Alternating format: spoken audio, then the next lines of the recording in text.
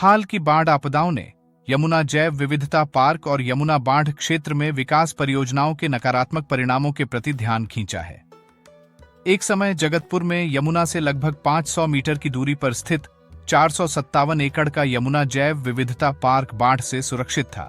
यद्यपि ITO bridge के पास पूर्वी क्षेत्र जलजमाव से जूझ रहा है, लेकिन विशेषज्ञों द्वारा इसका मुख्य कारण जल निकासी पथ का अवरुद्ध होना है। आइए अब हम 12 के कारणों की चर्चा करते हैं। बाढ़ क्षेत्र तेजी से हो रहे शहरीकरण और खराब योजनाबद्ध निर्माण गतिविधियों से प्रभावित हैं। शहरों के मास्टर प्लान में व्यापक बाढ़ क्षेत्र जोनिंग प्रावधानों का अभाव है।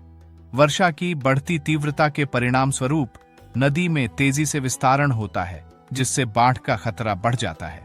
नदी के स्थान का अतिक्रमण करने वाली निर्माण परियोजनाएं जल प्रवाह के विस्तार और समायोजन की क्षमता को सीमित करती है। बढ़ती बाढ़ की घटनाओं के संदर्भ में बाढ़ क्षेत्र का महत्व स्वतः बढ़ जाता है। नदी के पास का तटवर्ती क्षेत्र, जिसमें आर्द्र भूमि, घास के मैदान और जंगल शामिल हैं, बाढ़ की रोकथाम में महत्वपूर्ण भूमिका निभाता है। आर्द्र भूमि बाढ़ के दौरान अतिरिक्त पानी को प्रभावी ढंग से अवशोषित करती है और धीरे धीरे पानी छोड़ने व जलस्तर बनाए रखने में सहायता करती है, जबकि घास के मैदान स्पंज की तरह काम करते हैं और कटाव को रोकते हैं। बाढ़ के मैदान भूजल का पुनर्भरण करने और पारिस्थितिकी को बनाए रखने में महत्वपूर्ण भूमिका निभाते हैं। साथ ही ये मैदान बाढ़ की घटनाओं के दौरान एक सुरक्षात्मक तंत्र के रूप में काम करते हैं, जिससे पानी का प्रवाह धीमा हो जाता है। तेजी से बढ़ती बारिश आपदाओं को रोकने के लिए हमें एक संतुलित दृष्टिकोण की आवश्यकता है, जैसे नदी के प्राकृतिक प्रवाह को बनाए रखने के लिए अतिक्रमण रोकें। मास्टर प्लान में बाढ़ क्षेत्र जोनिंग को शामिल करें।